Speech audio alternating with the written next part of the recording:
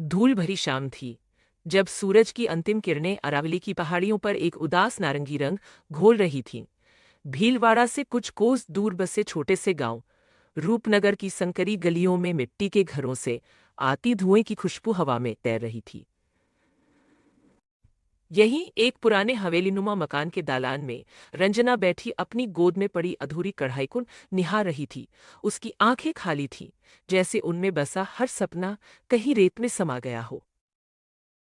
1 महीने पहले ही उसका विवाह गांव के सबसे प्रतिष्ठित परिवार के बेटे देवराज से हुआ था। देवराज, जिसका नाम ही देवताओं का राजा था, पर जिसके भीतर कोई राजा नहीं, बस एक बोझिल चुप्पी थी। वह कभी उसकी आंखों में नहीं झांकता था, कभी उसके सवालों का जवाब नहीं देता था। एक दिन जब देवराज खेतों से लौट रहा था, रंजना ने हिम्मत कर पूछा, महाराज, आप इतने मौन क्यों रहते हैं? क्या मैं आपको पसंद नहीं? देवराज रुका, उसकी आंखें क्षण को चमकी, फिर बुझ गईं। तुम अच्छी हो, रंजना, बस मेरा मन कहीं और है। यह उत्तर एक तलवार की धार की तरह रंजना के हृदय में उतर गया। कहीं और, यह दो शब्द उसके अस्तित्व को भीतर तक चीर गए। समय पंख लगाकर उड़ता रहा।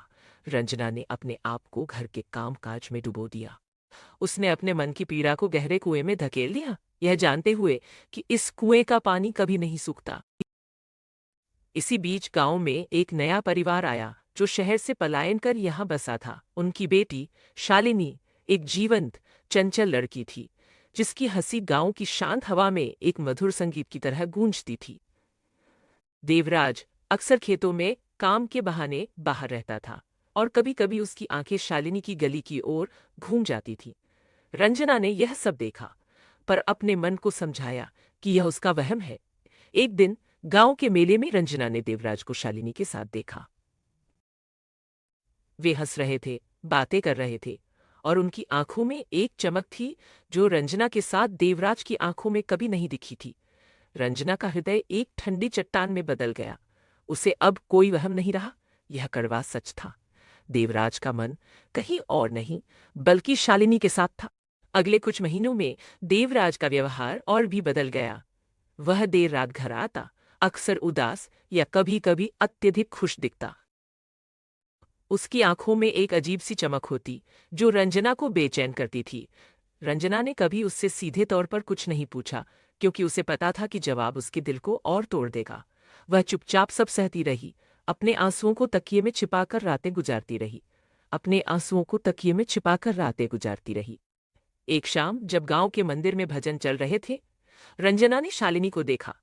शालिनी के चेहरे पर एक अजीब सी थकान और उदासी थी। उसकी आंखों के नीचे गहरे काले घेरे थे, और उसका पेट थोड़ा उभरा हुआ दिख रहा था। रंजना का दिल धड़कने भूल गया। उसे एक पल के लिए सब कुछ समझ आ गया। यह सिर्फ एक प्रेम प्रसंग नहीं था, यह एक गहरा छिपा हुआ राज था। यह एक गहरा छिपा हुआ राज था। कुछ हफ्तों बाद शालिनी ने गांव छोड़ दिया, यह कहकर कि वह शहर में अपने रिश्तेदार के यहाँ जा रही है। गांव वालों ने इस पर ज्यादा ध्यान नहीं दिया, लेकिन रंजना जानती थी कि यह पलायन क्यों था। उसके मन में एक तूफान उमड़ रहा था। उसका पति, जिसका वह सम्मान करती थी, उसे धोखा दे रहा था, और अब तो एक बच्चा भी इस धोखे की निशानी था। यह विचार उसे भीतर तक जला रहा था। 3 साल बीत गए, रंजना ने अपनी जिंदगी को एक ढर्रे पर ढा लिया था। वह घर के काम, खेतों में मदद और मंदिर में पूजा पाठ में खुद को व्यस्त रखती थी। देवराज अब भी उतना ही मौन था, पर उसकी आंखों में एक अजीब सी उदासी घर कर गई थी। एक दिन गांव के बाजार में रंजना ने एक स्त्री को देखा, जिसके साथ एक छोटा बच्चा था। बच्चा देवराज जैसा ही दिखता था, वही गहरी आंखें, वही तीखी नाक। वह स्त्री शालिनी थी। शालिनी ने रंजना को देखा, और उसकी आंखों में डर और अपराध बोध साफ झलक रहा था। सरंजना ने शालिनी से कुछ नहीं कहा। वह बस बच्चे को देखती रही, उसके नन्हे से चेहरे पर एक अजीब सी पहचान ढूंढती रही। उसी दिन शाम को रंजना ने देवराज से बात करने का फैसला किया। उसने देवराज को हवेली के पीछे वाले आंगन में बुलाया, जहां पुराना नीम का पेड़ हवा में अपनी पत्तियां सरसरा रहा था। मैं सब जानती हूं, महाराज, रंजना ने शांत स्वर में कहा।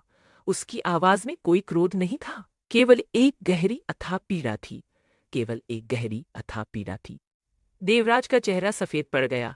उसने सिर झुका लिया, जैसे उससे नजरें मिलाने की हिम्मत ना हो। वह मेरा बेटा है, रंजना, उसने फुसफुसाया। शालिनी ने उसे अकेले पाला है। मैं उसे छोड़ नहीं सकता था, तो क्या मुझे छोड़ दिया? रंजना की आवाज में पहली बार एक तीखापन आया। मेरी जिंदगी का क्या, मेरे सपनों का क्या? क्या आपने कभी सोचा कि मैं कैसा महसूस करती हूँ? देवराज ने अपनी आंखें उठाई और रंजना ने पहली बार उसकी आंखों में सच्चा पश्चाताप देखा। मुझे माफ कर दो, रंजना, मैं एक भ्रम में जी रहा था। मैंने तुम्हें और शालिनी दोनों को धोखा दिया। अगले कुछ दिन हवेली में एक अजीब सी खामोशी पसरी रही। सरंजना ने अपने मन में हजारों सवाल पूछे और हजारों जवाब दिए। वह क्या करे? क्या वह देवराज को छोड़ दे? क्या वह इस बच्चे को स्वीकार करे जो उसके पति के धोखे का प्रतीक था? उसकी आत्मा एक भीषण युद्ध लड़ रही थी। एक रात जब चांद आसमान में अकेला चमक रहा था, रंजना ने देवराज से कहा, मैं तुम्हें एक मौका देती हूं, महाराज, लेकिन एक शर्त है। देवराज ने उम्मीद भरी नजरों से देखा। वह बच्चा, वह तुम्हारा अंश है। उसे उसका हक मिलना चाहिए। उसे उसका हक मिलना चाहिए। और शालिनी को भी, लेकिन मेरा सम्मान भी बना रहना चाहिए। देवराज ने सिर हिलाया। मुझे मंजूर है, रंजना, मैं सब कुछ ठीक करूंगा। यह आसान नहीं था। समाज की बातें थी, परिवारों का मान था, लेकिन रंजना ने एक रास्ता निकाला। उसने शालिनी को अपने घर में आश्रय दिया, यह कहकर कि शालिनी उसकी दूर की रिश्तेदार है और उसका बच्चा अनाथ है। गांव वाले फुसफुसाए, पर रंजना के दृढ़ निश्चय के आगे उनकी आवाजें दब गईं। धीरे धीरे देवराज ने अपने बेटे आनंद के प्रति अपना स्नेह खुलकर दिखाना शुरू किया। रंजना ने आनंद को भी उतना ही प्यार दिया जितना वह अपने खुद के बच्चे को देती। उसके मन की कड़वाहट धीरे धीरे पिघलने लगी। सजीवन एक जटिल पहेली थी और रंजना ने उस पहेली को अपने तरीके से सुलझाया था। उसने प्रेम के धोखे का सामना किया था और उसमें से एक नया मार्ग खोजा था, सम्मान का, समझ का, और एक परिवार को जोड़ने का। वह हवेली में अब दो माएं थीं और एक बच्चा जो दोनों का लाडला था। देवराज अब भी मौन रहता था, पर उसकी आंखों में अब कोई पश्चाताप नहीं था, बस एक अजीब सी शांति थी, एक स्वीकृति थी। स्वरूप नगर की धूल भरी हवा में अब एक नई कहानी तैर रही थी। एक ऐसी कहानी जिसमें टूटे हुए रिश्तों को फिर से जोड़ा गया था और जिसमें प्रेम ने अपना एक नया, अप्रत्याशित रूप पाया था।